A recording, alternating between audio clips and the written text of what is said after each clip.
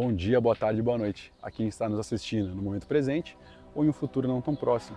Esse é o podcast Respire e Confia. Nele vamos estar convidando 2 profissionais da área da saúde para todo episódio juntos estarmos desconstruindo alguns tabus, trazendo luz a alguns questionamentos e fazendo um convite para você confiar e respirar.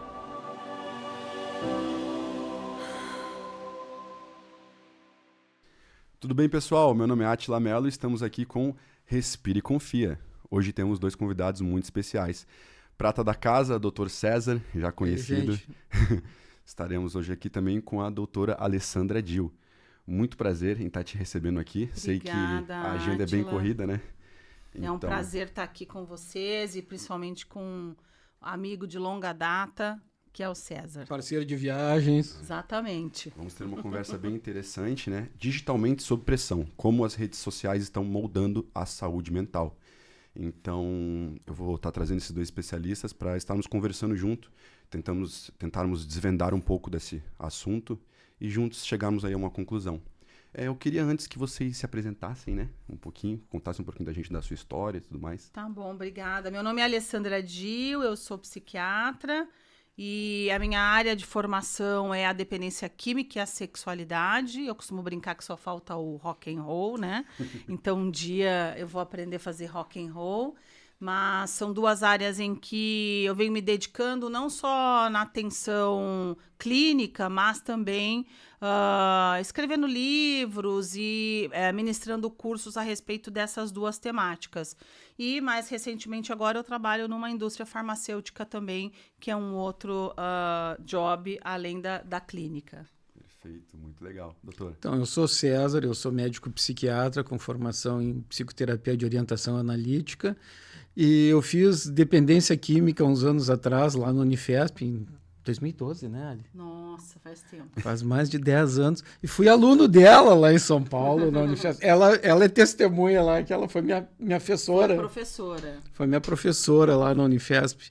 Foi muito legal o conhecimento que a gente adquiriu naquele período. Depois somado com a experiência na clínica e nas comunidades terapêuticas.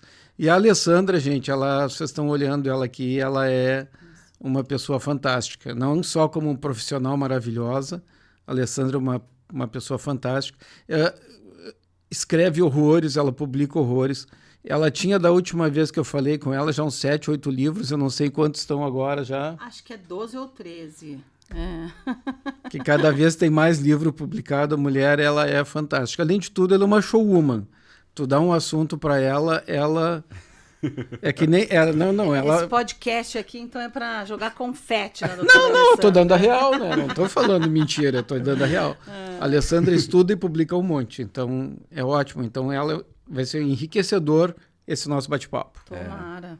E eu agradeço muito porque, gente, vocês vão estar vendo esse podcast provavelmente numa quinta-feira, mas ele está sendo gravado num sábado, então num sábado ali que o pessoal está descansando, a gente está aqui falando sobre saúde mental. Exatamente. Então, muito obrigado. A gente vê nos últimos anos diversos estudos e casos falando em relação a como a tecnologia ela veio para aproximar a gente, mas ela está acabando afastando a gente. Essa é a impressão que a gente tem, né? Na verdade, as redes sociais vieram para unir as pessoas e para trazer um senso de pertencimento, e talvez isso aconteça ainda em algum momento. Porém, o que a gente vê é que, na verdade, o que está acontecendo é o oposto. E em que momento que isso foi o divisor de águas? A gente consegue perceber isso no passado recente? Quando que isso começou a acontecer? E quando que isso começou a afetar diretamente a saúde mental dos nossos jovens? E não só dos nossos jovens, né? Jovens, adultos. Mas eu digo jovens porque eu vou me usar como exemplo, né? Eu sou um millennial. Eu tenho 33 anos. Acho que quando esse podcast sair eu vou ter 34 já. E eu peguei a transformação. Eu peguei, assim, a época onde você ligava pra casa do seu amigo, o pai dele atendia, eu quero falar com fulano, e a gente ia fazer tal coisa, ia fazer, e aí eu peguei essa transformação com Orkut, Facebook, Instagram, e agora só que tem pessoas que já vieram inseridas nesse mundo, onde se você não tem uma persona online, você tem menos valia. Isso, alguma coisa nesse sentido. Como que isso está se dando, assim? Tem vários aspectos que a gente pode falar, né? Mas a princípio, o que mais me bate com a gurizada, principalmente com a juventude, Sim. é o isolacionismo. Uhum. Né? Porque aquela a pessoa tem jovens que a gente atende, eu atendo, e a Alessandra deve também. A pessoa não tem pacientes reais, não tem amigos reais. Os amigos, a comunidade, os amigos que ela tem são tudo online. A pessoa não desenvolve aquela coisa de tu sair, de tu jogar bola, de tu brincar, de tu ir numa festa. Não. A pessoa fica em casa, online, e os amigos dela, a comunidade virtual dela, são as relações sociais que ela tem, que são virtuais praticamente todo o tempo. E isso agrava quadros de doença mental. Né? A pessoa não tem interação social, ela só tem interação virtual. Para mim, o que pega nisso, né, César, é que a gente está vendo não só a baixa interação social, mas como os níveis de solidão têm aumentado, né? Lá no Brain, que a gente teve recentemente, né, eu assisti uma palestra incrível que falava só sobre solidão e abuso de rede social andam muito juntas, né? Em torno de 14% da população brasileira tem ou sofre por solidão, né? E muitos desses, 14 parece pouco, mas é muito, se a gente transformar em milhares que existem no Brasil, são jovens que estão hiperconectados na rede social e nesse lugar que parece hoje, para mim, assim, um pouco um faz de conta. Claro que a gente não vai aqui demonizar as redes sociais, porque elas são importantes para muitas coisas que a gente faz, inclusive para ganhar dinheiro, sim, mas existe, né, um overdimensionamento do uso e da aplicabilidade das redes sociais que acabam, né, impactando negativamente na vida desses jovens que nós estamos falando aqui. Solidão, eu penso que é uma delas, essa falta de conexão, e um termo que eu usei antes da gente começar esse podcast, que é bastante novo, e alguns de vocês já devem ter ouvido falar, que se chama fubbing. Fubbing é uma analogia, um neologismo, melhor dizendo, entre a palavra phone, em inglês, e snobbing, né? Para dar a ideia de que você, que está aqui no celular, vendo rede social, eu podia estar aqui conversando com esses dois gatos, mas eu estou aqui, ó, olhando se alguém deu mais um like para mim. Porque antes de vir para cá, eu já postei que vinha no podcast. Então, as pessoas, elas não vivem o aqui e agora. Elas ficam vivendo, né, dentro dessa telinha, dentro desse mundo imaginário, muitas vezes, que é virtual, né? Ele existe, mas eu posso manipular ele à torta e à direita, e eu não estou no momento presente, né? E isso acaba...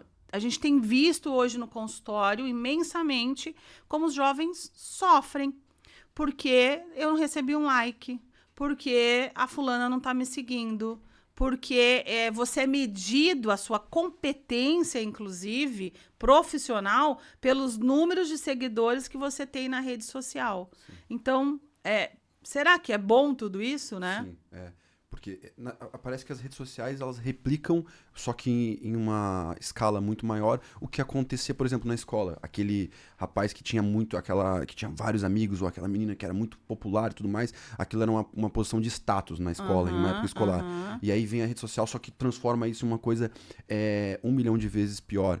Essa é uma impressão que eu tenho. Potencializa, né? E o que me chama um pouco a atenção é que, por exemplo, a gente tem a geração dos baby boomers e a geração X. E essa geração, as competências humanas de conexão, elas têm isso muito bem porque elas tiveram que desenvolver isso.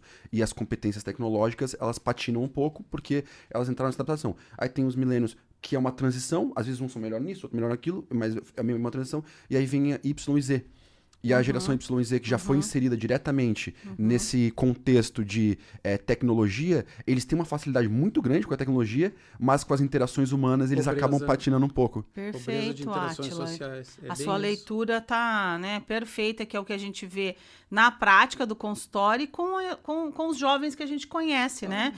Com meus sobrinhos, por exemplo, que eu convivo e que eu vejo que a habilidade de comunicação deles é muito precária. No consultório mesmo, eu costumo brincar que tem um rapazinho que eu atendo, que ele fala muito assim, né? O vocabulário dele se resume a já é. Então, assim, eu falo, olha, você gostaria que a sua mãe te matriculasse numa aula de jiu-jitsu? Já é. Você gostaria de ser internado? Já é. Tudo já é. Então, eu não entendo, assim, esse já é, talvez seja algo que sirva para tudo, né? Não, né? É porque quando tu tá no celular, ali digitando, né? A tua comunicação é telegráfica. Sim. Tu não pode te alongar em determinado assunto, até porque tu não vai fazer textão pela internet.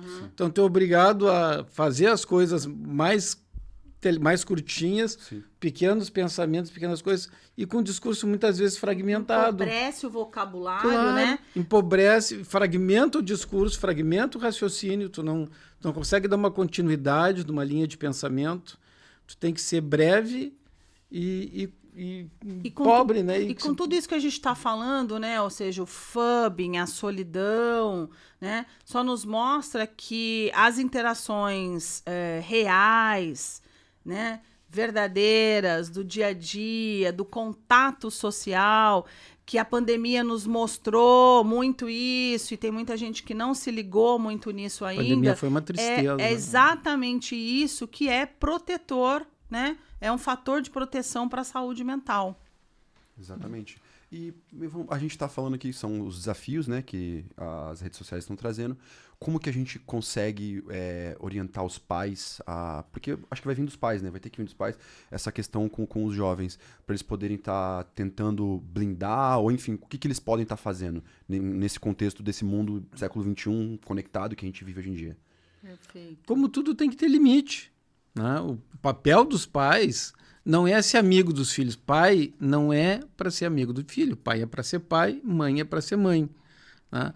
Então, não é para ser. Você não tem que ser amigo do seu filho, você tem que ser pai do seu filho. Você não tem que ser amiga da sua filha, você tem que ser a mãe da sua filha. E ser pai é mostrar o mundo, né? E colocar limites. E ser mãe é dar amor, né? Então, tem que saber que tem limites, tem que ter horário para ir para a escola, tem horário para fazer o trabalho, tem que ter horário para fazer os temas, né? Tem horário para brincar com os amigos. Aí você pode interagir pela internet ou interagir fisicamente. Tem que ter horário para sair, para fazer uma atividade física e ter tempo para a família. Se fica cada um, se fica o pai no telefone, a mãe no telefone, o filho do telefone, tu já tem empobrecimento das relações dentro de casa mesmo. César, você não tem percebido que os pais têm terceirizado os cuidados? Com certeza. iPadzinho, celular. E aí, como é que eu vou dar limite, né, se eu terceirizo esse cuidado? Isso é interessante, porque desde pequenininho os pais vão lá no McDonald's e dão para a criança não ficar brincando, não ficar correndo, eles dão um telefone para a criança com a galinha pintadinha. Aí fica a criança vendo o negócio ali. Porque eu vejo que os próprios pais também, porque eu vejo, por mim, eu tenho 33, não tenho filho, mas já sou um adulto. Às vezes eu me pego assim, eu falo, tô usando muito celular, pera. Esse ano eu fiz a quaresma do celular, de redes sociais. Mas às vezes eu peguei. Então, eu vejo isso com diferentes idades. A gente tá falando agora dos jovens porque é mais vulnerável. Porém, eu vejo até meu pai, às vezes a gente tá conversando, pai, vem cá, volta aqui, fubbing. Eu vou até falar pra ele, fubbing, vem cá, volta pra mim, vamos conversar. Então a gente vê, então às vezes, imagina, num contexto que os pais também têm uma situação de ter algum prejuízo porque estão usando o celular, aí tem um filho de 3, 4 anos que é totalmente dependente dele. É muito desafiador, né? Porque a gente tá falando também, como se fosse uma batalha, né, contra as redes sociais, que as redes sociais elas estão numa vantagem imensa. Eles têm uma equipe gigante de engenheiros, técnicos, que eles ficam o tempo todo estudando como manter a pessoa mais conectada. Porque mais conectado, eu compro mais. Eu odeio esse algoritmo. Sabe? É isso. E eles são muito bons no que eles fazem. Do nada que eu vou sair daqui, nossa, eu precisava disso aqui. Eles são profissionais, né? É uma coisa assim, a um nível assim, agora com inteligência artificial, e cada vez mais evoluindo, a gente vê. Então, é desafiador. Eu acho que limite é importante, né? E eu entendo quando o César fala, você não é amiga da sua filha. Quando a gente fala isso, muitos que estão nos ouvindo falam, como assim? Eu sou super amiga. O que o César está querendo dizer, provavelmente, você tem que ser mãe da sua filha. Mãe, mas assim, eu entendo que eu abro um espaço de diálogo. E aí, que eu sou amiga, mas eu abro um espaço de conversação, porque é interessante eu saber o que eles estão vendo, tá? E no meu universo, particularmente, que eu trato a sexualidade, né? Os meus já começam a ver pornografia muito precocemente. Então, as doenças que eu atendo muitas vezes no adulto, né? Tem muita questão com o consumo exacerbado de pornografia na rede social. Então, OnlyFans, que é só botar lá, tem 18 anos? Sim. Ou sites de BDSM, que também não tem BDSM, que é uma prática parafílica. Que BDSM é sadomasoquismo. É uma sigla que quer dizer Bondage, Domination, Masoquismo, né? Submission. Então, é hora desse adolescente ver isso? Né? É hora da criança ver isso? Muito menos, né? Então, se você... pode colocar travas, você pode colocar horários, você pode apresentar esse mundo que o César está dizendo, justamente convidando, estando lá, presente no momento presente. Sei lá, ir à missa, jogar bola, ir à praia, Balneário Camboriú, que tem essa praia linda, né? E tem tanta coisa para fazer. Mas gasta. Não, tem coisa que não gasta. Tem muita coisa. Apresenta o teatro ao seu filho. As melhores coisas são as que não gastam. Exatamente. Apresenta coisas, né? Sim. Cultura, informação, convivência com família, que são todos, em suma, valores, na verdade, que vão proteger por uma série de questões de adoecimento psíquico, inclusive da nossa área, que é a dependência química. Sim. Então, assim, quanto mais valores para a vida o seu filho tiver, menos chances dele usar droga no futuro. Com certeza. E, inclusive, já que nós estamos falando nisso, né? É uma coisa que virou quase um tabu de falar. Gente, religião protege. Sim. Né? Então, pessoas que têm uma religião, tu falasse de ir para a igreja com a família. Família que leva seus filhos para a igreja está levando para um lugar legal. Teu filho não está na rua ou não está exposto à pornografia, não está exposto a algum abusador. A gente pode até ir além, né? Eu acho que assim, a gente pode falar espiritualidade é fator protetor.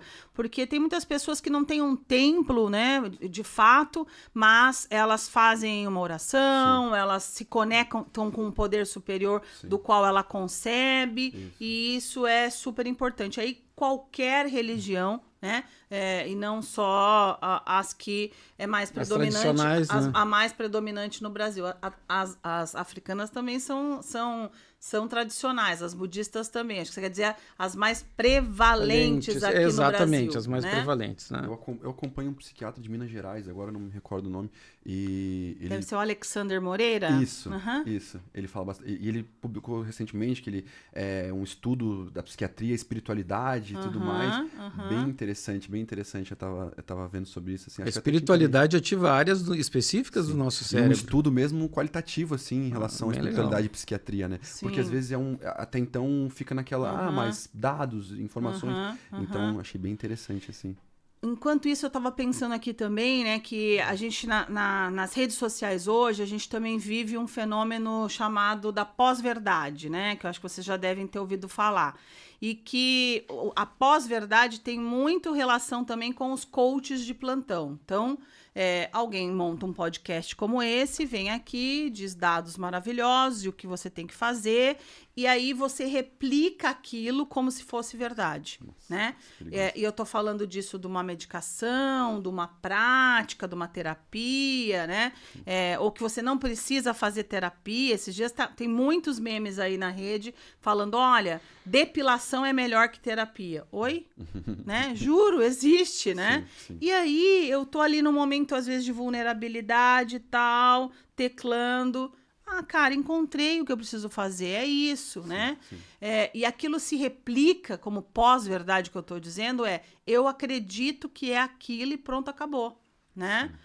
Nesse universo que a gente está vivendo de fake news. Então, eu acho que as redes também traz essa outra questão que para o jovem, muitas vezes, eu não vou checar a fonte, né? Ele tem quantos seguidores? Tem 50 mil? Acho ele que é com certeza está falando alguma coisa muito importante. Depois, né? Se for mentira, ele vai um rodapézinho ali. Vai... Até legal que a Alessandra falou das fake news, né? Interessante. Quem usou esse termo pela primeira vez foi o Trump, para a CNN. Ele estava com uma reunião com os jornalistas, aí o jornalista da CNN ia fazer uma pergunta e disse assim, não, tu não. CNN é fake news. CNN como a mídia como uma divulgadora de inverdades. E é o que a gente mais tem hoje na internet. E claro, eu adulto, eu talvez possa... Opa, será que é isso mesmo? Sim. Agora, eu com 14, 15, 16 anos, que tô ainda com um cérebro em formação, sim, e que aquele cara, né, que eu idolatro, que eu quero ser ele, né? Sim. Hoje a gente tem fenômenos diversos aí de blogueiros, né, sim, e de influenciadores. Eu atendo vários que eu pergunto, o que você quer ser? Eu quero ser influencer. Sim. E aí eu tive que estudar, né? O que é isso, né, Átila? Influencer. Sim. Cara, eu fiquei triste, tá? Sim. Porque, assim, você quer ser influencer de quê? Sim. Se nem da sua vida, isso, né, você cuida. Que eu sei que o seu quarto está uma zona, sim, né? E você quer influenciar. Então, esse é um fenômeno também que emergiu aí na rede social e você diz, quando é que isso se perdeu? Quando sim, é que isso? E eu fiquei pensando, não sei se eu sei essa resposta, você sabe, César? Sim. Quando é que isso começou? Porque foi tão rápido. Na pandemia isso aí pegou fogo, né? Foi fogo na floresta, pegou rapidinho. E as coisas tão rápidas, rapidíssimas, né?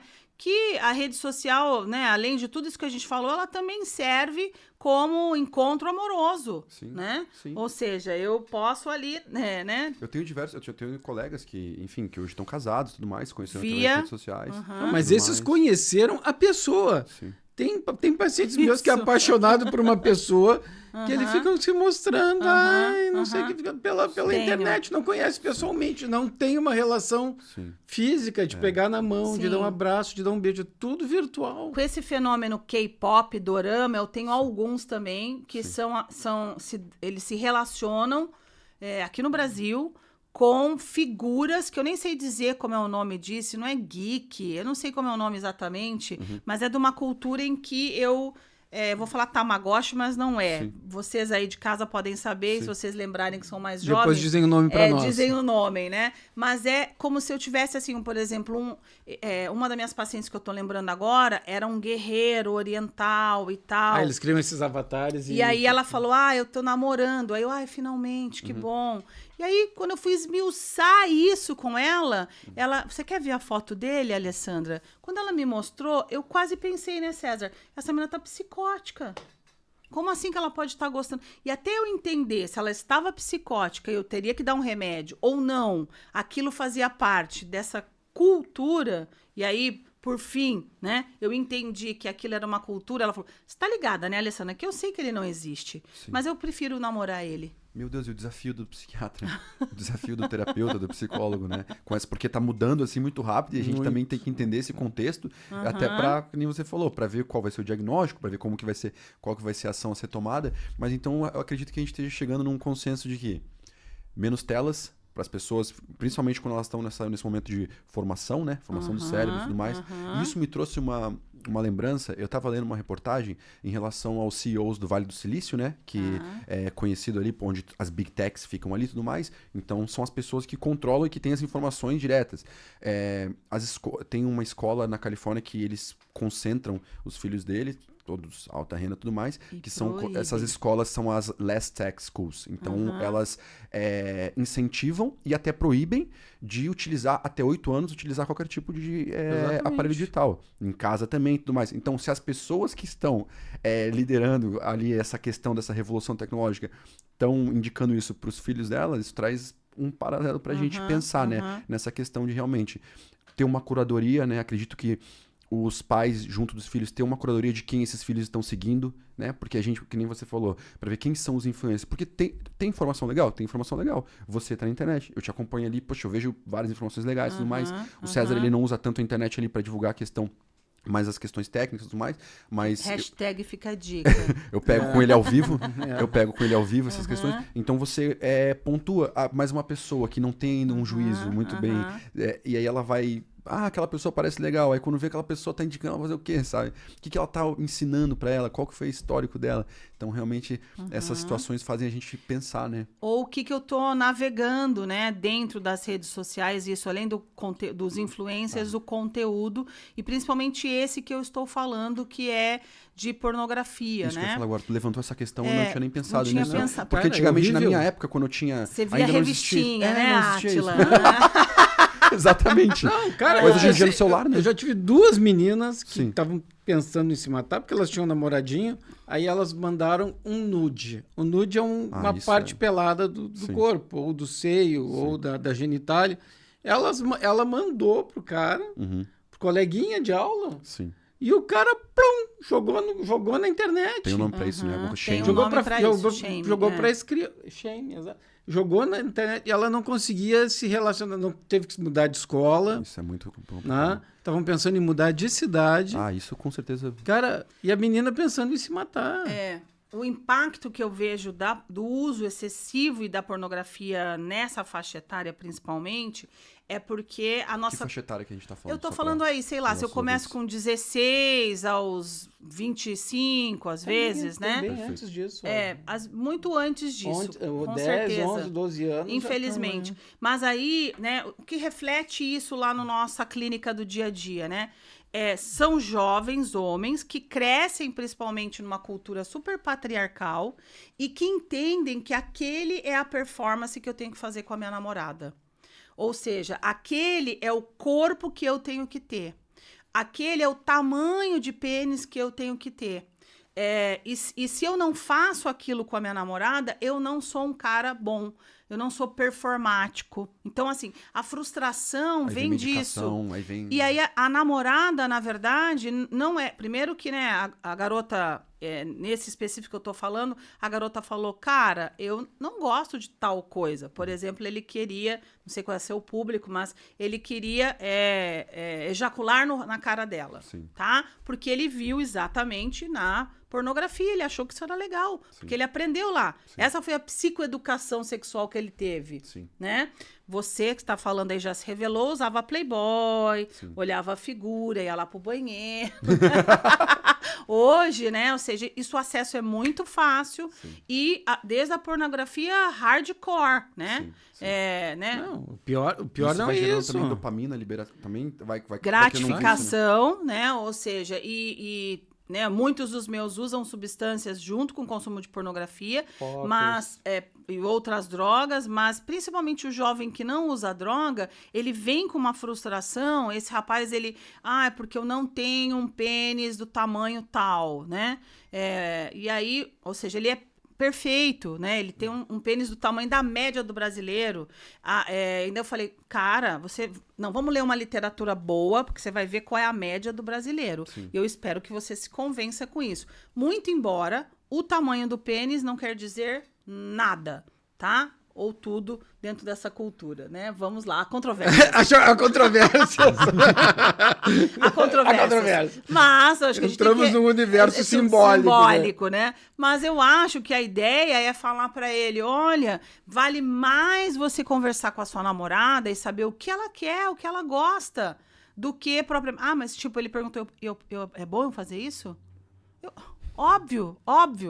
Né? Claro. Mas, de novo, porque ele não tem capacidade de comunicação. Sim. Ele é informado por uma rede, educado por uma rede, né? Que diz para ele, dita para ele o que é bonito, o que é bom, que aí, quando ele vai para a vida real de fato, ele se frustra. Ele se educa através de vídeos e quando vai conversar com colegas também, todo mundo é o 100%, 150%. Isso.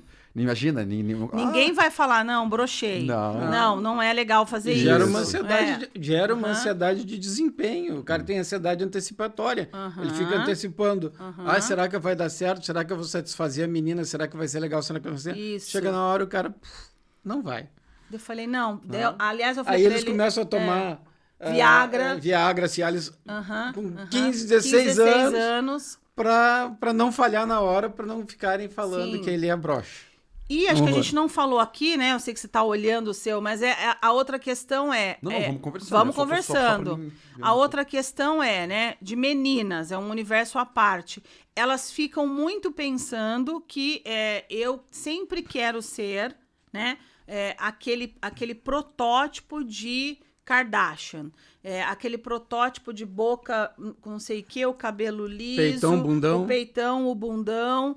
E eu tenho, né, falado muito, e é a minha pauta de, vamos dizer, uma das bandeiras é lidar com a diversidade. E a diversidade não é só a diversidade cultural, não, nós temos diversidades de belezas, minha gente. Nós temos corpos diferentes. Tem quem gosta de gordinha, amém. Tem quem gosta de magrinha, tem quem gosta de cabelo... Tem quem gosta de coroa. Tem quem gosta de coroa, né? Tem quem gosta... Ou seja...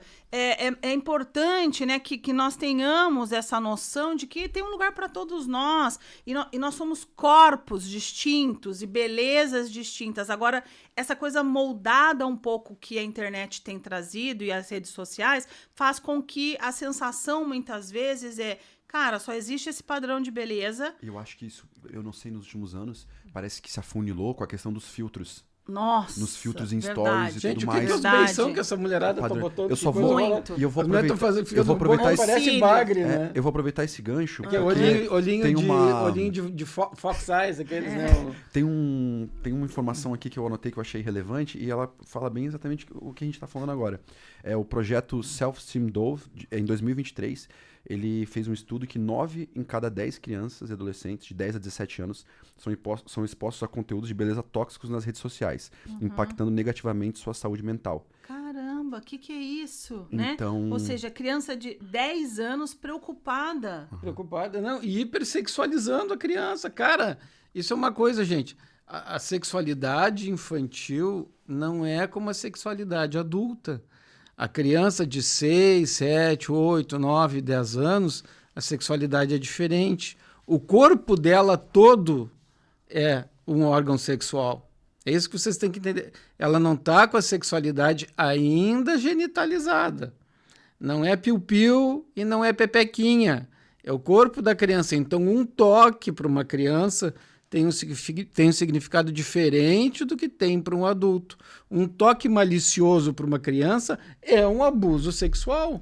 A maneira como tu encara, como tu toca, como tu pega uma criança, tem gente que pega é abuso. A criança percebe aquilo de uma forma diferente. Por quê? Porque o corpo dela todo é um órgão sexual. Né? Então, assim, tem que ter muito cuidado com isso. Então, esse dado, ele mostra o quê? Além da sexualização, talvez uma adultização. Precoce.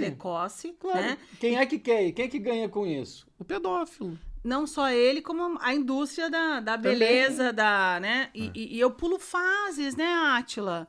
Ou seja, pular fases na vida, né? Ela vai deixar marcas depois lá na frente. De eu ter que enfrentar situações que eu não vivi. Eu não vivi isso. Uma hora, né? Acho que esse caldeirão, ele estoura, né? Com certeza. A quantidade de meninas que se mutilam, que se cortam, né? Nem sempre são bódias, muitas vezes elas são deprimidas mesmo. Né? Não, ou então entram no caso das... doenças alimentares, né, das disfunções alimentares, distúrbios alimentares, ou partem para uma bulimia ou para uma anorexia nervosa, param de comer ou comem, vão e vomitam depois, porque elas têm que ter aquele padrãozinho de beleza, aquela belezinha padrão, né? Sim. E aí elas começam a se mutilar, começam até isso que eu falei, de querer preenchimentos, querer colocar seio, adolescentes querendo colocar silicone. E aí eu trago uma questão que é uma dúvida minha, assim. Eu moro aqui no Brasil já fazem 30 e poucos anos, mas morei um tempo nos Estados Unidos e já fui... meu irmão morava em Barcelona, então eu ia sempre visitar ele e tudo mais. Que chato. É o lugar que a gente adora, né, César? Tá ali, o homem tá querendo abrir uma consultória lá. Com certeza, né? Abrir uma BNV lá. Vamos lá. E uma coisa que eu conversava com o meu irmão, e o meu irmão, ele falava, cara, é gritante como no Brasil a diferença do Brasil e da Europa é gigante em relação ao corpo, em relação à estética, em relação à pressão de todo mundo tem que ter essa síntese. E como aqui na Europa é totalmente o oposto. Ele falou, cara, eu me sinto... Ele me relatando assim, cara, eu vou pra Balneário, assim, eu me sinto mal, assim, porque parece que é um negócio todo... Ali, enquanto na Europa eu me sinto bonito, me sinto... E aqui eu chego aqui, parece que... Arrasa com a autoestima deles. Falando assim, o que é essa diferença gritante no Brasil, da Europa, de outros lugares, assim, cultural? Não, o Brasil adotou o padrão de beleza do americano e o conceito do europeu é diferente. Acho que tem esse fator. Te interrompi, né? Mas eu acho que, além desse fator, eu acho que a gente tem uma questão também mais praia, né? Ao longo, por uma carioca. A região de praia. A região, assim, da exposição do corpo, sim, né? Então, isso tem uma influência americana, tem uma influência de quanto a gente anda, vamos dizer, mais com roupas em que mostra mais o corpo do que o europeu. E acho também aí que é uma questão muito também cultural de valores, né? Não, e eu vou ser bem sincero. Cara, seja sincero, nós somos uma mescla, uma mistura de raças no Brasil maravilhosa. Entendeu? Então, eu acho que isso valoriza. O corpo da mulher morena é lindíssimo. Sim. Né? Alguém estava comentando esses dias, dificilmente tu vê um negro gordo. O negro geralmente tem um corpo bacana, o cara tem um corpo mais magro. Então a gente tem essa mistura de raças que gerou um povo muito bonito e também um povo que gosta de...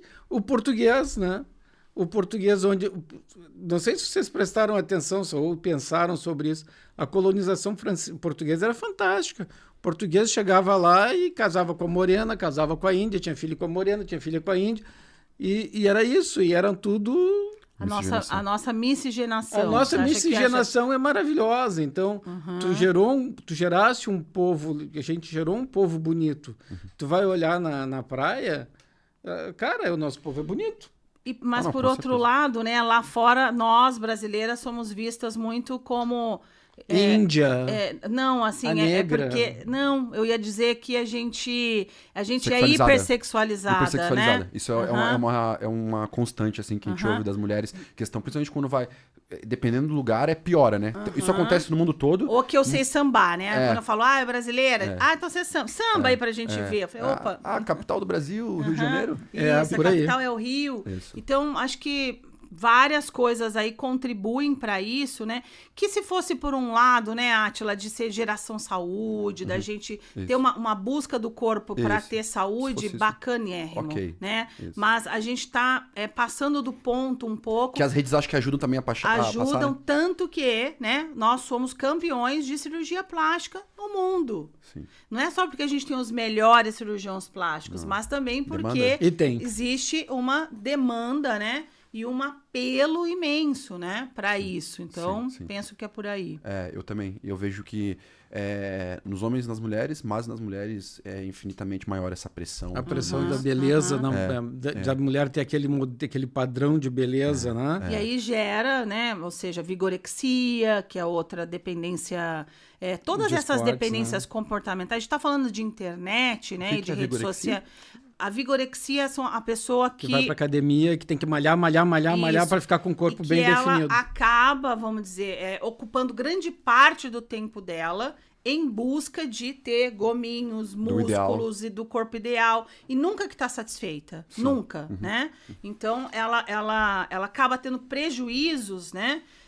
Em função dessa busca. Então, a gente está falando de um cluster de sintomas, né? Um guarda-chuva que se chama... Dependências comportamentais. A BEAD acabou de lançar esse livro. A BEAD é a associação da qual eu fui presidente até o ano passado, que se chama Associação Brasileira de Estudos de Álcool e Outras Drogas. E a gente, né, vem tentando também ampliar para as dependências comportamentais.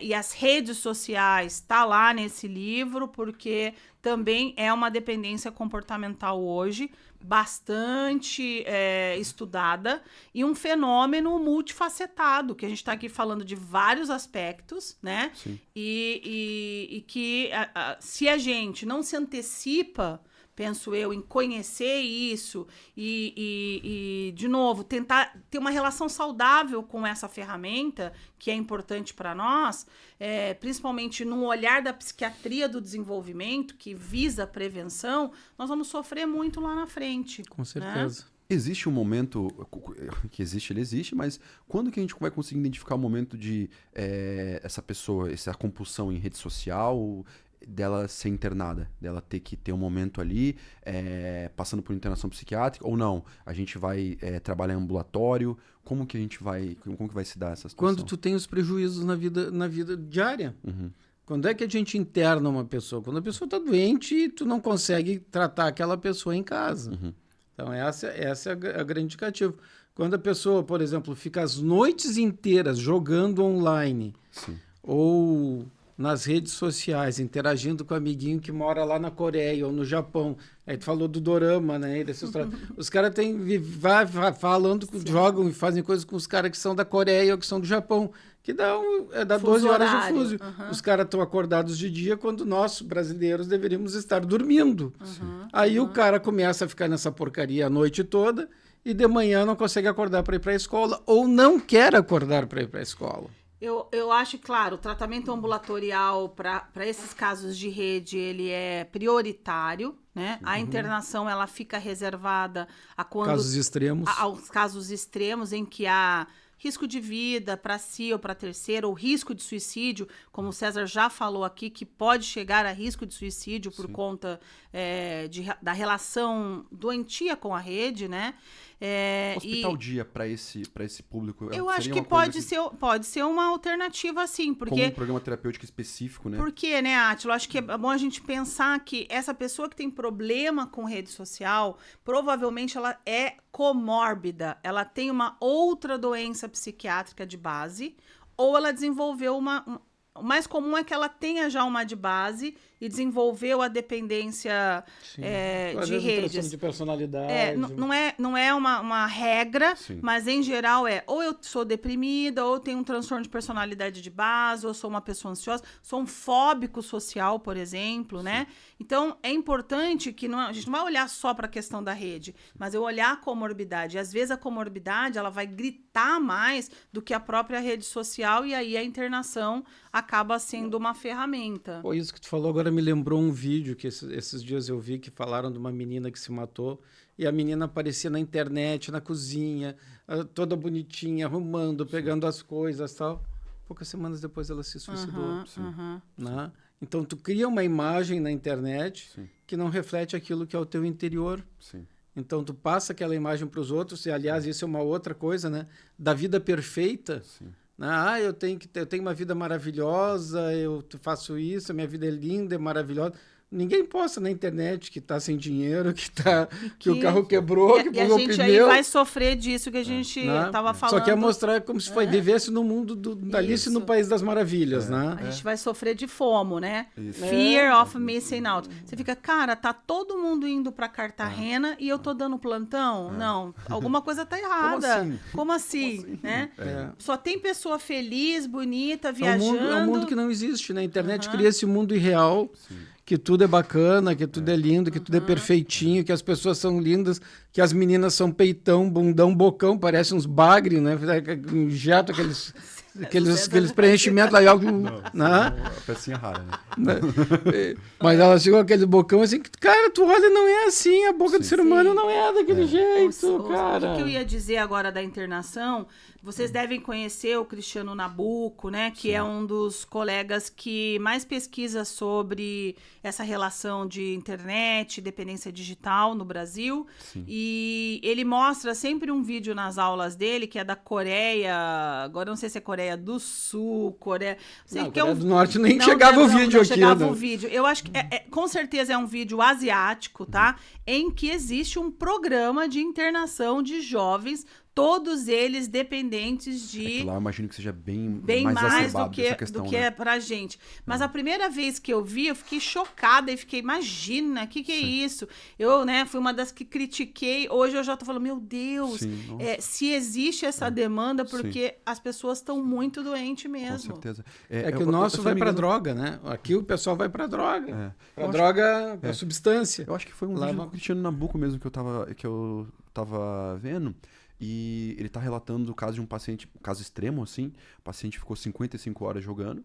E a mãe, ela relatando, assim, pra ele que ele... Tá, mas 55 horas... Ele saía... Não, ele não sai pra tomar água. Ele não sai pra... Ele... Urina, evacua, tudo no mesmo lugar. Tirou a cueca, joga pela janela e continua jogando, assim. Não, esse é um caso de internação, né? Ele não vai dar conta, né? Sim. Qualquer um de nós que já ficou sem celular, né? Eu fui pro Marrocos o ano passado e meu celular deu pau, vamos dizer.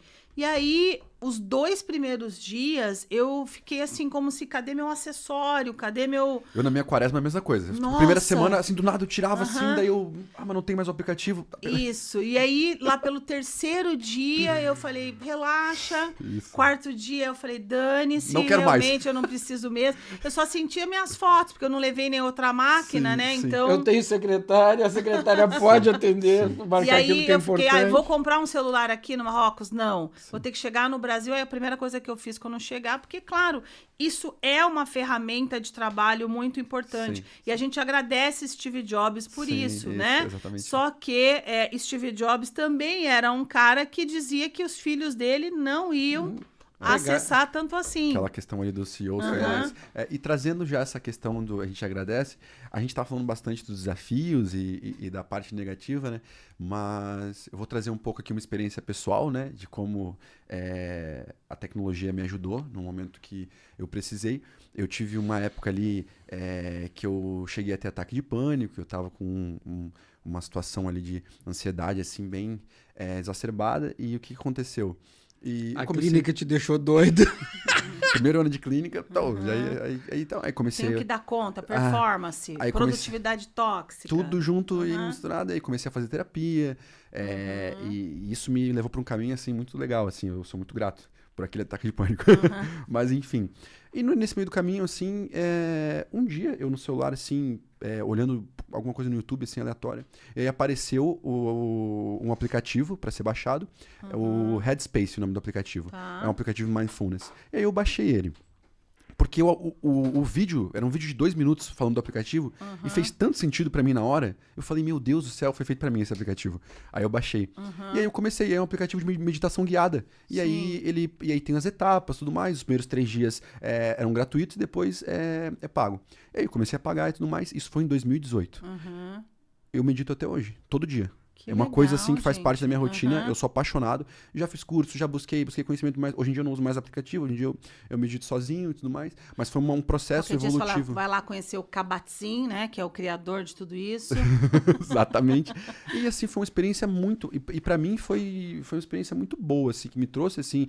e através dali eu comecei a buscar informações e tudo mais. E essa prática hoje faz parte da minha vida. Então, dando um exemplo, assim... Então, a gente hoje vê que existem aplicativos, assim, que eles realmente... Eles ajudam a nossa vida e eles... e diversas áreas, né? Áreas da saúde e tudo mais. Poxa, hoje, dentro disso aqui, né? Desse celularzinho pequenininho aqui, a gente tem a biblioteca de Alexandria aqui dentro, assim, né? Com conhecimento. O problema é que a gente, no momento... Quantas bibliotecas de Alexandria tu tem aí dentro? Sabe?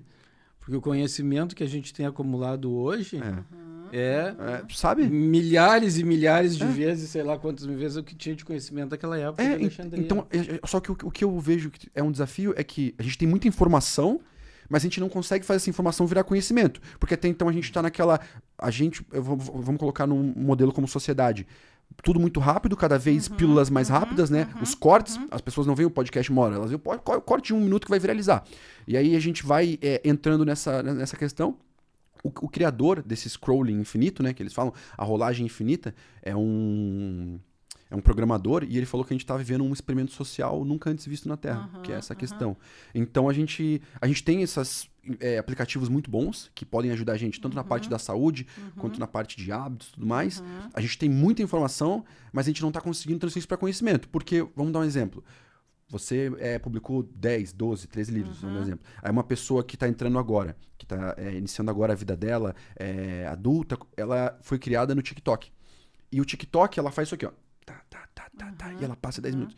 Como é que essa pessoa vai sentar 1 hora e vai ler um livro por 1 hora? Como que um livro vai competir com aquele negócio luminoso, barulhento? Eu sou old school, porque assim, eu não consigo ter e-book. Eu também pra não. mim, eu Já me falaram Kindle e tal. Não, cheirar o livro. É isso. Cheirar o livro, folhear, às vezes alguns ainda rabiscar. É bom demais poder escrever no rodapé, escrever na Nossa, margem. cara, mas enfim, tem quem se adapte, Sim. o e-book tá aí pra isso também. Os Kindle da vida. Mas não dá, eu acho que realmente tem razão, a pessoa não vai se sentar e tirar aquele tempo para a vida dela, porque ela pensa que é perder tempo e não ganhar tempo, né? Não, isso que tu tá falando, desculpa interromper. Pode. Eu acho muito legal, porque, por exemplo, assim, eu ainda sou mais old school, se vocês são, se tu é old school, eu sou pré-histórico. Eu sou daquelas dos desenhos, dos grafites nas paredes.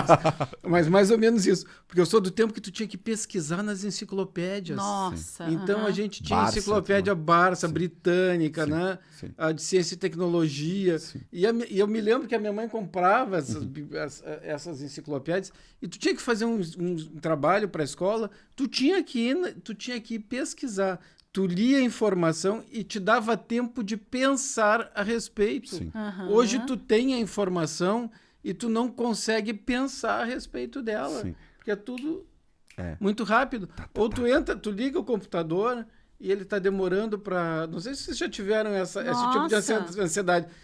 Nós vivemos isso essa semana. Tu liga o computador e ele demora para... iniciar. Tu já fica ansioso, porque a gente está acostumado, por exemplo, tu pega o notebook da Apple, tu ligou, ele já está... Abriu, ele já está ligado. Né? Então, esse demorar para ter acesso à informação ou não ter a coisa imediata já está gerando uma ansiedade na gente. Sim. Coisa que antigamente não, tu tinha que pesquisar. E olha como é importante isso. Tu adquire um conhecimento e tu poder criar e produzir, e tu poder ter raciocínio crítico em cima daquilo. Sim. É o que vocês falaram. Sim. Hoje em dia a pessoa tem um influenciador digital, eu não queria falar o nome do Nelipe Feto, aquela desgraça, né? O cara fala um monte de abobrinha e a gurizada toma coisa como verdade e não tem tempo de raciocinar sobre o assunto. Sim.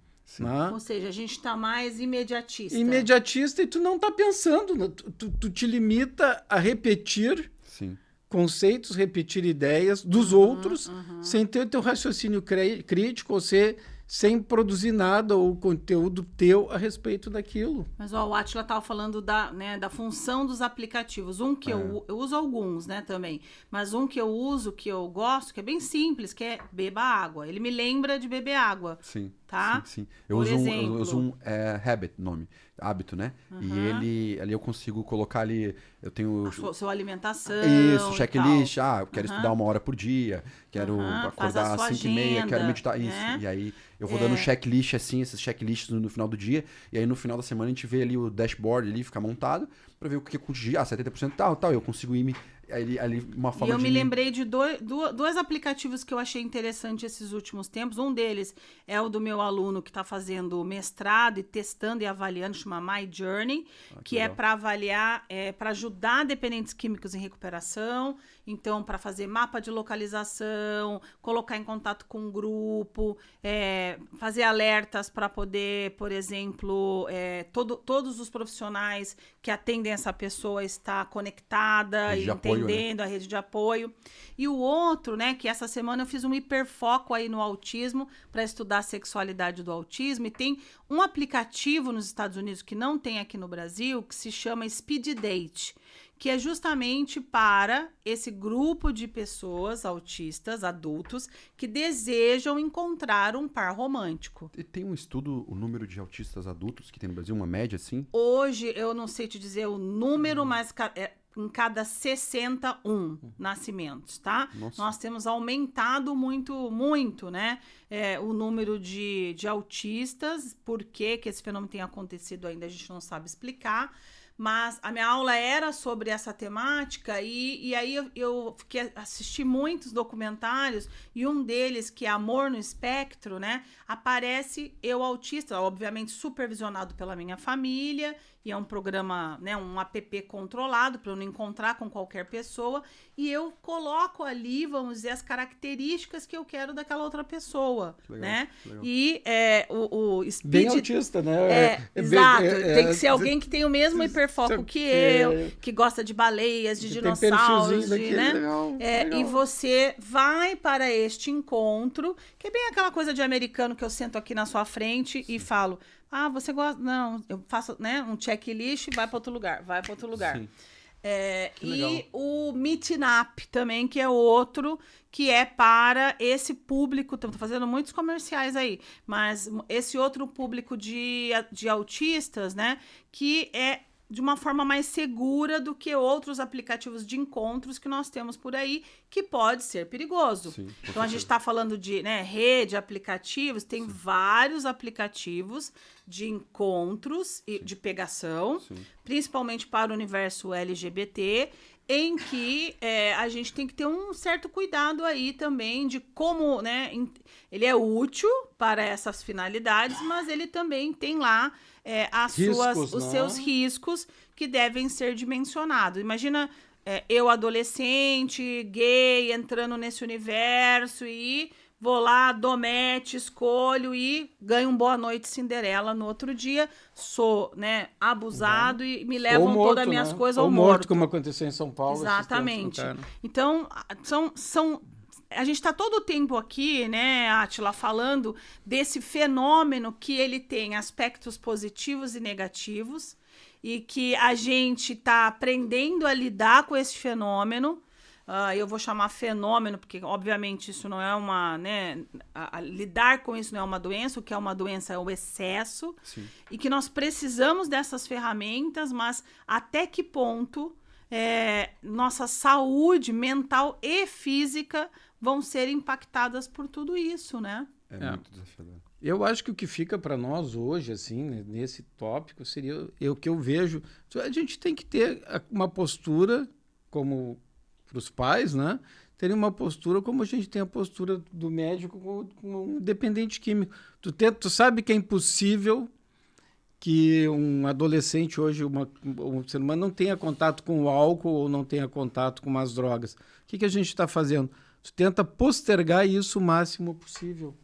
Eu acho que o uso de telas para crianças deve ser postergado o máximo possível. Para criança, com certeza. Criancinha pequena, bebês, criancinha de 1 ano, não tem que estar com esse monte de informação que ela não consegue digerir essas informações. Sim. Né? Então, joga mais para frente. Quanto mais vocês conseguirem jogar para frente, é inevitável que a criança entre em contato. Mas quanto mais conseguir jogar para frente, melhor. E nós, old school, César, o que a gente tem que fazer para não ficar toda hora aqui, ó, checando? Isso. A gente está falando muito desse público mais vulnerável, que são o público mais jovem, né? Mas que nem eu falei, o adulto, eu conheço bastante adulto, e também terceira idade. Idosos. Se eu marco um encontro, né? Eu falo isso também, eu atendo algumas que estão aí, tem, né? É um aplicativo pago, que eu não vou dizer o nome, né? Mas em que elas também vão para encontrar seu príncipe encantado. Só que lá, só né? Encontra jacaré. Na verdade, como existem pessoas boas e ruins em todos os lugares. Infelizmente, Sim. essa minha paciente é uma paciente que tem uma condição financeira muito boa, abastada, só que ela tem imensa dificuldade de se relacionar. Então, ela entrou nesse aplicativo pago aí da vida e encontrou lá um cara muito gato, muito bonito. Ai, que legal, ele parecia lindo. Mas é um sujeito, um baita narcisista que roubou ela todinha, né? E ela conheceu lá. Eu falei, como é que a gente vai conhecer? Se aqui, no dia a dia, no vida real, a gente já vai ter surpresas, né? Imagina nesse ambiente virtual em que eu escolho e seleciono quem eu quero mostrar para você. Sim, né? Isso Isso. Os ambientes virtuais, eles trouxeram muito isso, ao mesmo tempo que... É tudo equilíbrio, né? Mas ao mesmo tempo que a gente consegue... Por exemplo, através do Instagram, eu consigo ver as pessoas que eu sigo que me seguem, que eu vou interagir com elas. Eu consigo mais ou menos ver o estilo de vida da pessoa. A pessoa que ela gosta de corrida, ela gosta não sei o quê, ela gosta desses assuntos, ela tá fazendo isso, estudando aquilo, ela posta os stories e tudo mais. Poxa, se adequa mais, a pessoa vai começando a conversar e tudo mais, e ali desenvolve para alguma outra situação. Isso é legal, porque traz uma questão de que você consegue... conseguir se conectar melhor com pessoas que fazem, mas ao mesmo tempo tira um pouco daquele negócio de ter que sair da zona de conforto e estar numa situação que talvez você conheça pessoas, talvez alguma não concorde com você, talvez alguma seja totalmente diferente, talvez alguma seja oposto, talvez aquela pessoa seja assim, e ter esses pequenas frustrações e ao mesmo tempo a gente vai pequenas conquistas, e a gente tira um pouco desse contexto. Então, a gente conseguir ter esse equilíbrio, né? Achar esse equilíbrio entre a minha vida virtual, a minha vida real, como que eu vou encaixar os dois. Eu acho que esse é o grande... Eu acho interessante isso de expor a vida real da gente na rede. Eu acho que é uma coisa até meio perigosa, porque torna a pessoa vítima de predadores, né? Sim. Principalmente as mulheres, né? De predador sexual. Sim. Então, o cara vai lá, estuda o perfil daquela pessoa e simula que é o cara que quando vai encontrar a mulher, ela diz assim, nossa, encontrei o meu par perfeito. Só que o par perfeito foi um par forjado que está ali... É um par espelhamento, né? Que ele faz o espelhamento. Faz o espelhamento para se aproximar e tirar proveito daquela pessoa. Então, é bem perigoso isso. Acho também que a gente podia ter... E é engraçado, né? Que quando eu coloco um baita conteúdo lá na rede, que eu falo, ai, que legal, preparei esse texto super, dá 1 a 3 curtidas. Eu boto, vim aqui no Balneário Camboriú, estou aqui com César e com Átila. Pá, bomba. Quer dizer, as pessoas parecem querer ver... antes quem cuidava da minha rede falava, Alessandra, você tem que botar mais os bastidores. Que bastidor? Eu trabalho pra caramba, meu bastidor é trabalho, porra. Que bastidor é esse, né? Levantar, tomar banho e trabalhar. Cara, eu sou médica, eu não sou marqueteira publicitária, né? Agora, eu vejo as minhas colegas ali, elas estão falando, fazendo maquiagem, fazendo comida e tal... querem, tudo bem, mas assim, eu acho que um pouco é o que a minha vida privada, aquilo que eu faço com meus amigos, e principalmente eu não exponho a minha família, porque a minha família não pediu para estar lá, né? Então, assim, você vai saber de mim ou dos amigos que permitiram, mas é esse limite que ficou praticamente fundido, né? Sim. Isso é uma coisa que até me trouxe uma questão assim, saiu um estudo em relação a essa nova geração de médicos e o que a gente vê é que está tendo uma maioria de mulheres e agora a maioria não está escolhendo a especialização, não está escolhendo a especialização. Esse estudo saiu agora mês passado, assim, até depois eu posso buscar a fonte ali para colocar no link do YouTube. E eu vejo que algumas situações, o que acontece, talvez...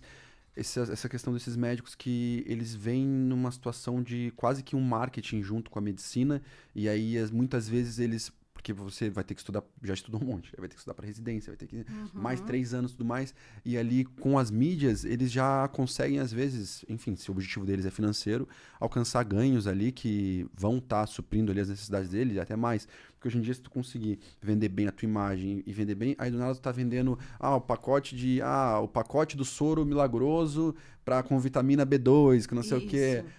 O soro da beleza, que não existe. Eu faço demonização facial. Isso. Terapia integrativa do não sei o quê, sabe? Umas coisas assim. E aí tu coloca... Então, acho que isso também... Isso acaba afastando um pouco as pessoas da especialização e da busca desse conhecimento. E acaba trazendo um desafio também. Porque, por exemplo, aí você pega...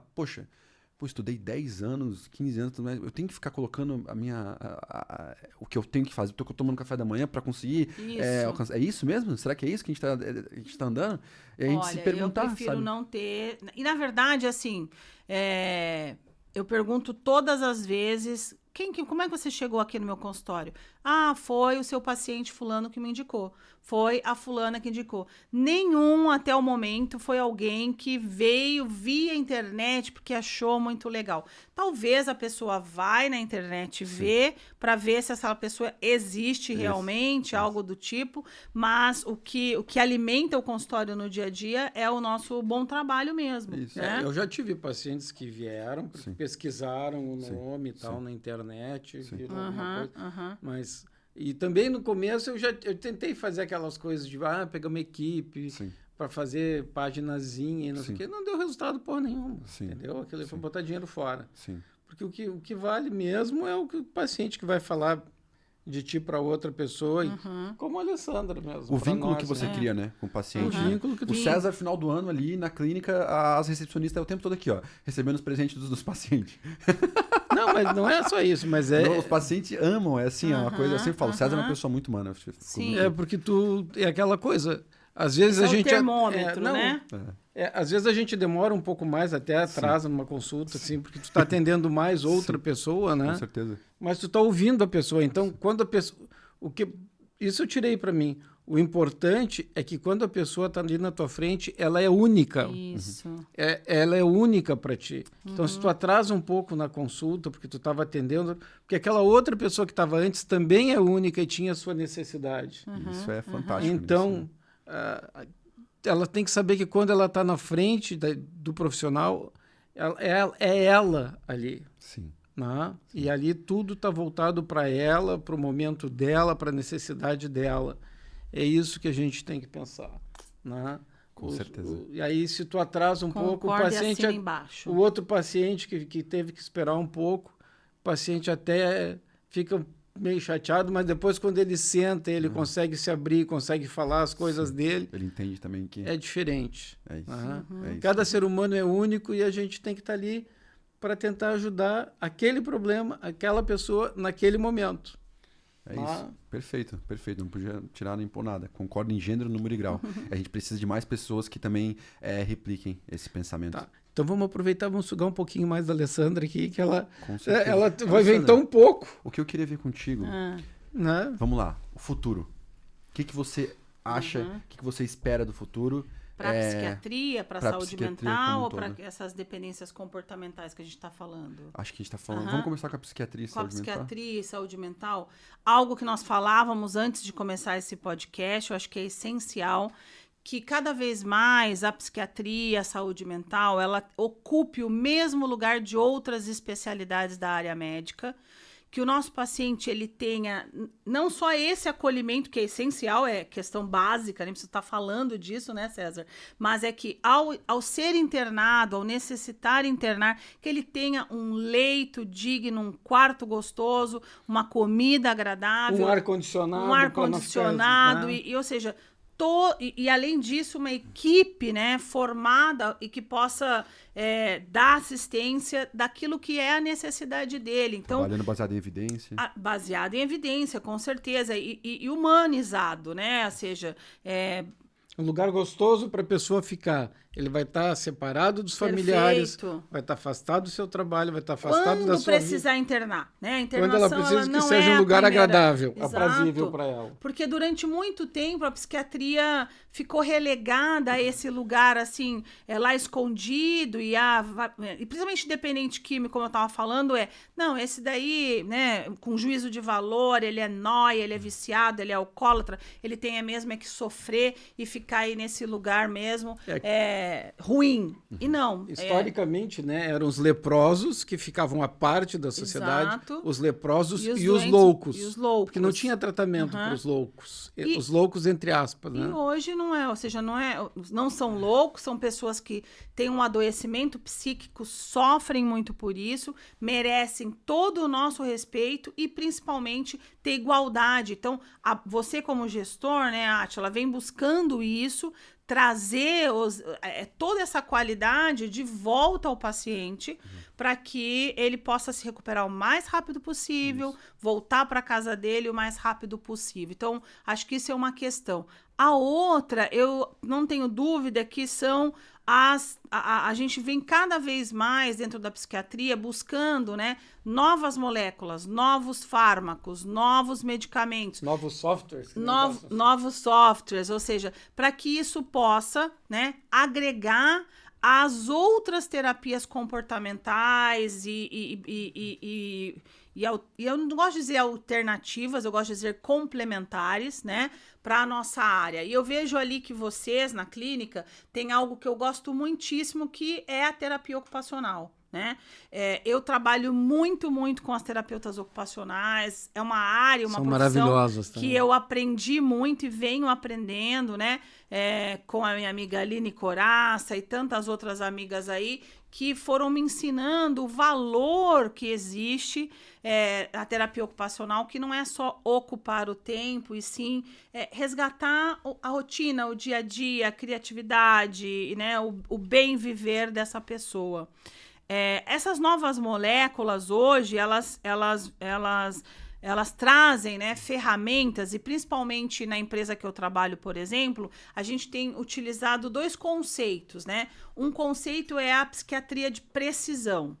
Então, que busca exatamente, eu não sei justamente como esses caras cientistas fazem isso, sim, mas eles vão lá, né, e descobrem qual é o receptor, o fármaco, o neurotransportador, e isso trazem pra gente na forma de molécula, nos ensina a utilizar essas medicações, porque a gente quer cada vez mais medicamentos que tragam qualidade de vida. Não só o sintoma, mas também que eu não ganhe peso, que eu não tenha disfunção sexual, porque muitos dos nossos medicamentos hoje, a grande maioria dos psicofármacos, né, César, trazem, por exemplo, alguma alteração na função sexual. Então, a busca por fármacos que, né, não aumente peso, que não traga distúrbio metabólico, que traga, além da remissão do sintoma, menos efeitos colaterais, é muito bem-vindo.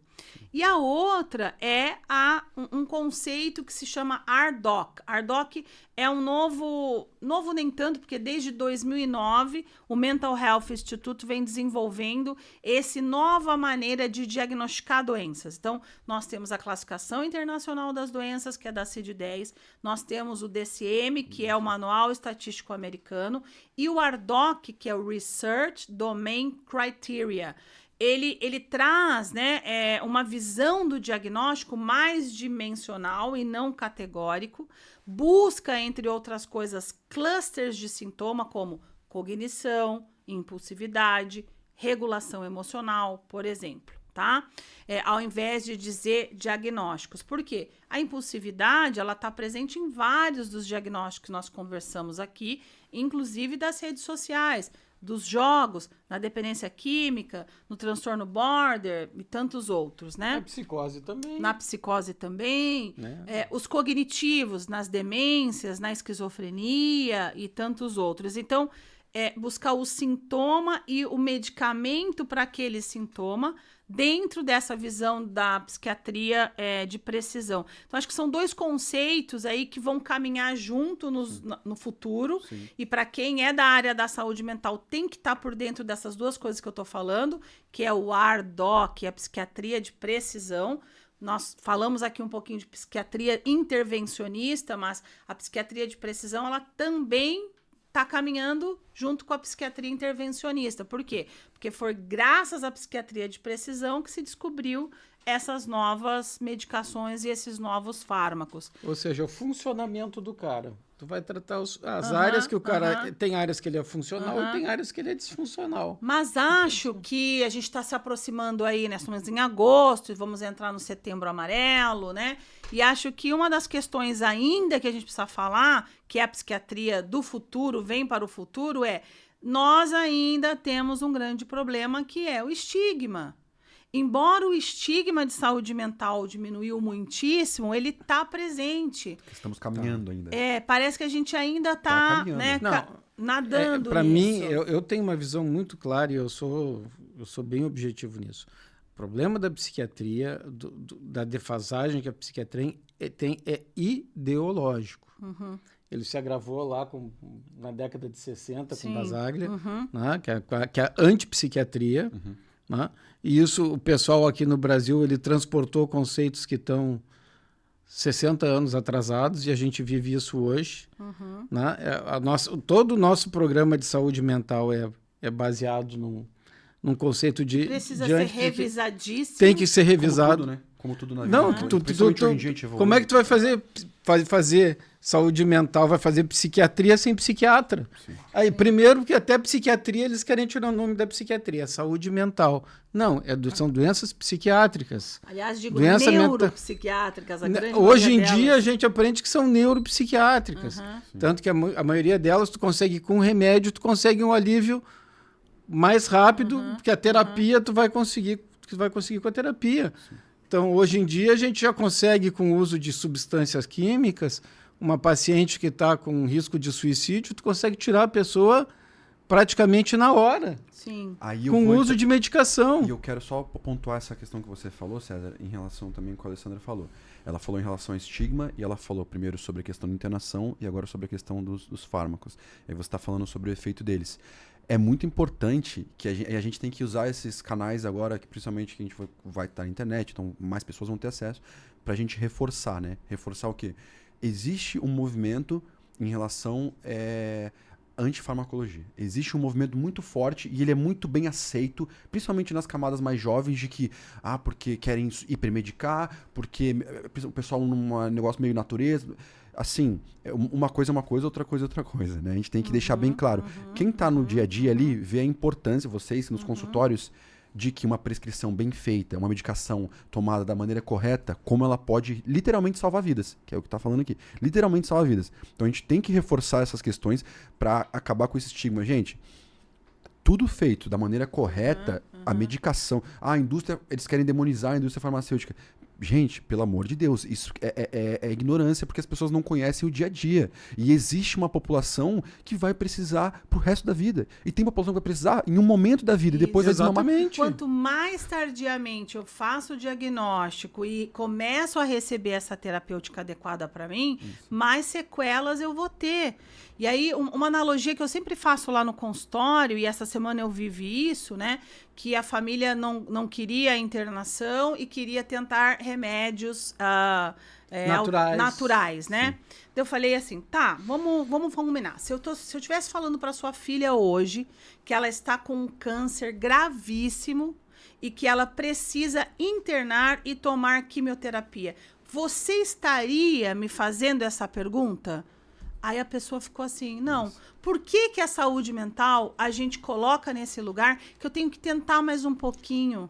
Isso né? acontece muito. Que eu tenho que... Seu dia a dia da que eu gente. tenho que me esforçar. Por acaso eu falo para alguém que está com falta de ar, se esforça mais um pouquinho que essa falta de ar vai passar. Sabe. Por que para depressão a gente vai falar isso? Se esforce um pouquinho mais.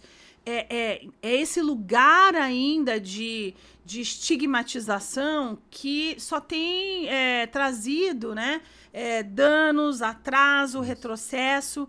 E, obviamente, quem tem informação e, principalmente, quem tem dinheiro hoje vai poder acessar o melhor psiquiatra e a melhor informação. E o meu desejo, né, é que esse bom serviço que nós prestamos no privado se reflita no nosso amado SUS, né? Porque eu tenho maior respeito pelo SUS. Sim. Né? A gente sabe da importância dele. Nós sabemos da importância dele. O SUS é o único plano de saúde Isso. que te acompanha da barriga da mãe, da Ao... concepção até o túmulo.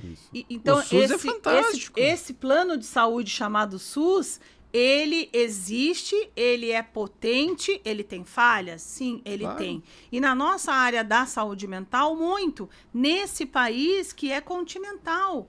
Então, nós temos excelentes serviços em lugares e outros lugares funcionam mais ou menos, outros não funcionam. Então, o meu desejo para o futuro, né, se eu pudesse resumir, me alonguei, né, é que esse bom atendimento, ele chegue a todos os brasileiros de que precisam da saúde mental, porque não há saúde sem saúde mental. Não há. Eu também, eu vejo isso, como a Alessandra falou, né? E é aquilo que estávamos comentando antes de entrar aqui, que a psiquiatria hoje é o que era a oncologia 30, 40, 50 anos atrás. Hoje em dia, tu faz testes genéticos, tu determina o tipo de câncer que tu tem e tu tem a droga praticamente específicas, tu faz a quimioterapia específica para aquele tipo de câncer e praticamente sem afetar as outras células, afetando basicamente aquela célula-alvo.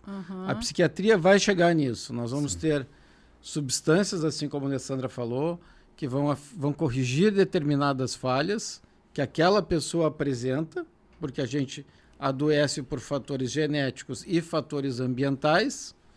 Os fatores ambientais, eles fazem com que os genes ajam, ou eles ligam os genes e os genes passam a funcionar de uma maneira diferente. Genes que estavam quietinhos, eles são ativados. Ainda tem a epigenética, né? E os fatores genéticos e os fatores ambientais que fazem com que isso, né, situações de estresse, um estresse repetido, continuado, né?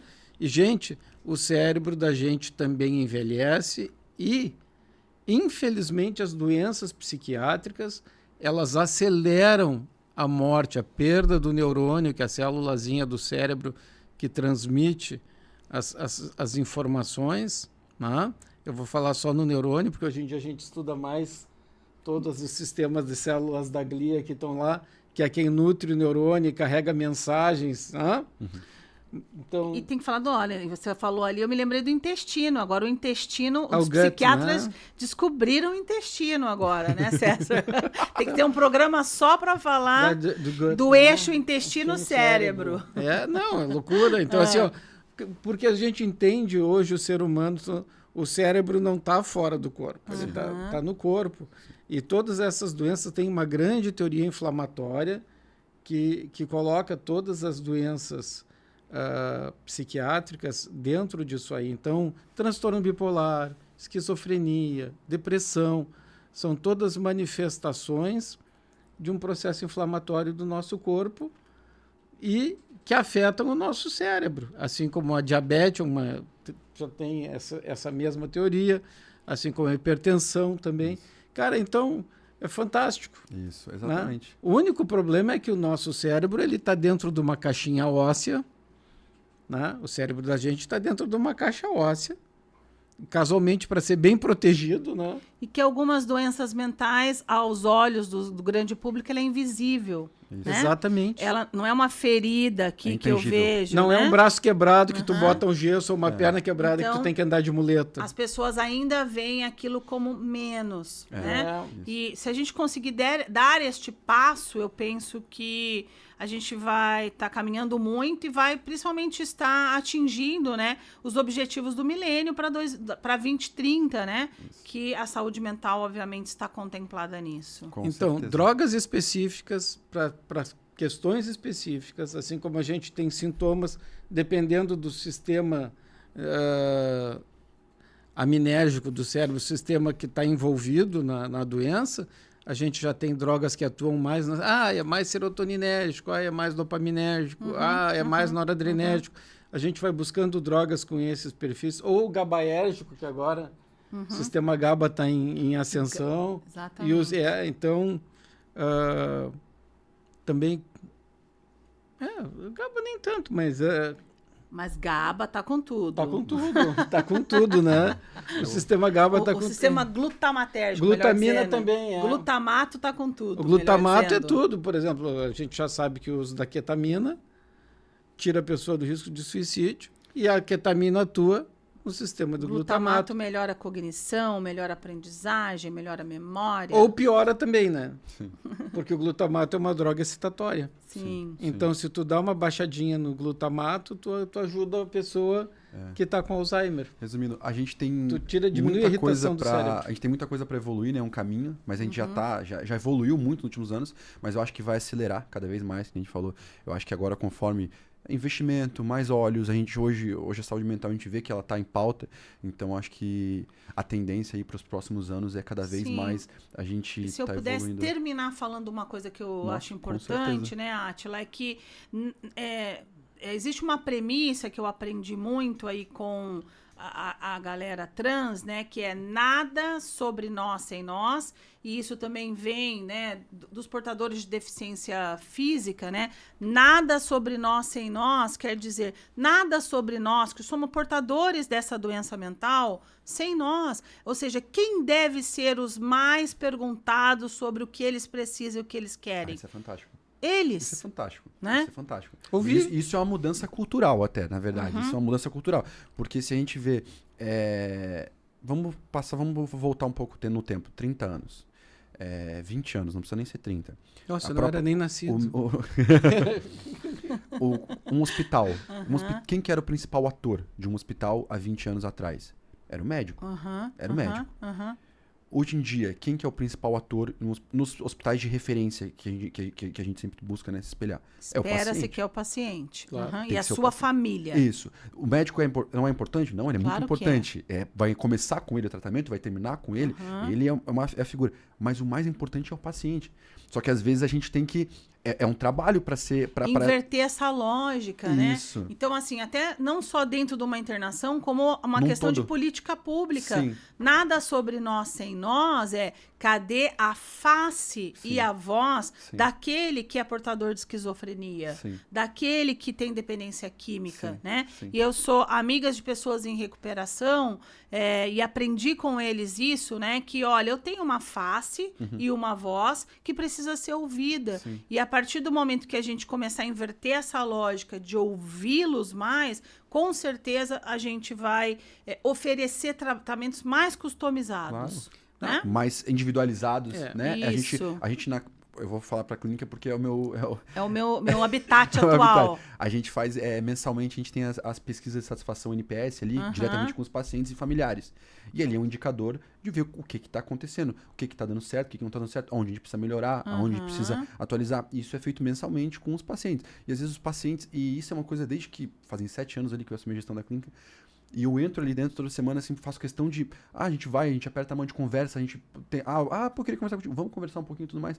Quero saber o que você está achando. Porque o que eu vejo que é o que os grandes hospitais e corporações acabam perdendo. Quem monta a estratégia fica muito separado de quem entrega a estratégia. E aí, muitas vezes, essas coisas não se conversam, sabe? Porque a estratégia tem que ser baseada em quê? Baseada em entregar valor para o paciente. Então, para entregar... Quem que é a melhor pessoa que vai saber o que é o valor do paciente? É o técnico de enfermagem, é o enfermeiro que está ali, sabe? Eles vão saber exatamente o que está acontecendo no leito. É a moça que limpa o quarto todo dia daquela pessoa. Exatamente. E a forma dela, que ela for dar um sorriso e der um bom dia, vai fazer diferença para o paciente. Sim. Então, trazer essa equipe... E não só isso. Sabe? Isso é uma coisa que nós implantamos na clínica ainda. Antes de tu chegar, já estava implantado que toda visão importa. Sim. A visão do jardineiro importa. A visão da senhorinha da limpeza importa. Trabalho em equipe, a visão da menina da cozinha sobre o paciente importa. Por quê? A paciente pode mentir para o médico, pode simular para o psicólogo, mas quando ela estava lá, foi pegar a comida, ela pegou e esculachou com a menina da cozinha. Sim. Então, as coisas não estão batendo. Ou então a senhorinha da limpeza maltratou a senhorinha da limpeza. A gente consegue montar... Ou encontrei coisinhas lá no quarto que não estava combinado, que a família trouxe escondido. Exato, tu entendesse? Então, assim, mostra o nível de adoecimento da pessoa e da família também. Então, porque ninguém adoece... Isso é uma coisa interessante da clínica psiquiátrica. Agora eu vou só dar esse ganchinho. Ninguém adoece dentro da clínica. A pessoa adoece numa casa. Ela está num ambiente adoecido. Sim. Quando a pessoa adoece, ela afeta e adoecem também as relações dentro daquela casa. Sim. Então a gente tem que tratar a pessoa e também tem que tratar, não pode esquecer da família, que é o que vocês falaram. Tem que ser um atendimento sistêmico familiar. Porque senão tu recupera a pessoa e bota ela de novo dentro daquele lar que já estava adoecido. Isso. Aí não vai melhorar. A pessoa em seguida regride novamente. E quando a gente for trabalhar política pública, as pessoas que estão pensando em política pública têm que entender isso, né? Aí tá as grandes especificidades da psiquiatria, né? E da saúde mental. É diferente. Vamos dar um exemplo. A gente falou sobre o câncer. O câncer vai ser tratado ali, o câncer, quimioterapia. Vai ter um psicólogo que vai fazer um atendimento familiar, precisa, um atendimento paliativo. Agora, quando a gente fala de saúde mental, é muito importante que essa rede de suporte esteja integrada, até porque muitas vezes ela está adoecida também. A gente tem os casos da codependência, quando a gente está falando... Então, resumindo, E isso são feitos por pessoas. Não tem como ser feito por máquinas, não tem como ser feito por inteligência artificial. Então, o serviço de saúde mental é um tanto que hoje, por exemplo, hoje são 54 leitos na clínica, nós estamos com 85 colaboradores. Então, e eu vejo que é isso. Assim, hospitais de 150 são 250 colaboradores. Porque a saúde mental é pessoas. Basicamente são pessoas. É gente cuidando de gente. Então, é muito isso. E, gente, a gente conversou bastante, foi muito legal o papo. Com certeza a gente tinha assunto aí pra... Eu ficaria a tarde inteira, né? Mas, aliás, eu vou apresentar para vocês uma figura. Sig, vem cá. Vamos apresentar o Sig. Vou apresentar o Sig. Vou apresentar o Sigmundo para vocês, em homenagem ao Sigmund Freud. Ele estava aqui dormindo. Aliás, ele não é um cachorro, acho que ele é ser humano. Já que a gente terminou que a gente precisa de humanos, né? Isso aqui é uma terapia maravilhosa. Não só o Sig, mas isso a gente pode até fazer um outro encontro sobre isso, sobre o uso dos animais como terapia, os animais terapêuticos, Sim. Que é fantástico, o cachorro, o cavalo, os gatinhos. Então isso melhora. Teve anos atrás, os caras fizeram um estudo nos Estados Unidos, ele vai ficar deitadinho aqui em cima, ele é muito gente boa. Querido. Né, negão? Deita aí. Aí os caras pegavam, quando estavam fazendo um primeiro atendimento, um acidente de trânsito, que a pessoa estava lá com dor, sofrendo, que os caras pegavam, as famílias doavam bichinhos de pelúcia feitos à mão. Então tu entregava para a pessoa que estava ali no meio da ferragem, tu entregava um bichinho desses. O índice de sobrevivência das pessoas que ganhavam os bichinhos no primeiro atendimento para ficar segurando era maior do que o outro, porque daí tu tinha alguma coisa para te apegar, tu tinha alguma coisa para pegar na vida. Que legal, que bom. Então, só quem já teve um petzinho, um animal, sabe. Nossa. É fantástico, eles são extremamente terapêuticos, acompanham a gente, são maravilhosos. Maravilhosos. Gente, para encerrar, eu sempre faço 3 perguntas para os convidados, né? Uma indicação de livro, uma indicação de viagem. E qual que era a terceira pergunta, César? É o livro, a viagem e sei lá o quê. Livro, a viagem e um filme. Um filme. Tá, quer começar? Vamos lá. Enquanto eu penso aqui? O livro... São tantos... E não precisa ser... Pode ser de assuntos aleatórios. Não precisa ser tem um necessariamente livro que é fantástico, que já leva a pensar sobre a pessoa. Sim. Né, sobre os tipos e as pessoas. Que é um livro clássico da literatura brasileira, que é o Dom Casmurro. Dom Casmurro. Olha é um livro extremamente profundo, hein? Com Dom certeza. Casmurro. Com certeza. A gente fica Era leitura obrigatória nas escolas. Em sérias dúvidas sobre quando leu Dom Casmurro. Sim. Né? Um lugar... Nós falamos em Barcelona, que eu adoro Barcelona. Sim. Mas tem um lugar que a gente conhece ou que gostaria de conhecer? Uma viagem que ou fez ou que gostaria de fazer? Uma viagem que eu gostaria de fazer é aqui para Patagônia. Patagônia? Que é bem pertinho aqui. Tem alguns colegas que foram. Fantástico. E o filme? O filme. São tantos. Um filme legal também, que também sobre seres humanos, pessoas maravilhosas, que é com o Whoopi Goldberg, bem novinha, que se chama Bagdá Café. Tu assistiu isso? Puxa, massa, muito legal. A fotografia do filme se passa no deserto do Arizona. Que legal. Né? Eu acho que era do Arizona lá, mas se passa no desertão dos Estados Unidos. E quem é a personagem mais rica, assim, é a Whoopi Goldberg. E tem uma atriz alemã, né? Sim. Bem gordinha, assim, bem fora dos padrões de beleza, que era a Ariane Zagebrecht. Que é uma baita atriz e que ela muda todo... Bom, vou contar. Assistam, um clássico. Dá spoiler, Bagdá né? Café é um filme clássico, eu recomendo. Você é das antigas. Bom, eu vou falar então que eu estou vivendo atualmente, né? Eu estou lendo um livro que se chama Armadilhas do Amor, que eu aprendi essa semana em espanhol, que é Las Trampas del Amor, com meu maestro Henrique, e estou aprendendo então um pouquinho sobre isso, que acho que é uma vivência que tem muito no consultório, As Armadilhas do Amor, então recomendo. É um livro técnico, mas é um livro interessante para todo mundo. Um lugar que eu gostaria de voltar muito foi a viagem que eu fiz para a Índia.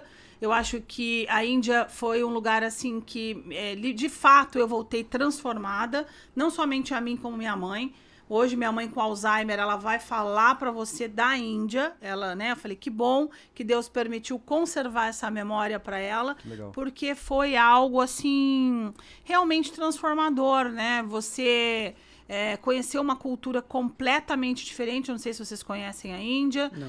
Mas no meio de tanta miséria, de tanta pobreza, tu vê tanta beleza e tanta Impressionante. tecnologia. César, falou tudo, assim, sabe? Eu me admirava de ver não só aquele colorido, Sim. a comida, a cultura, né? E eu pretendo voltar para a Índia um dia, que tenho tem muita muita vontade de coisa conhecer. para conhecer ainda na Índia, né? Eu tive uma Então namorada que foi pra Índia e falou muito bem. exatamente, vai despido de qualquer, né?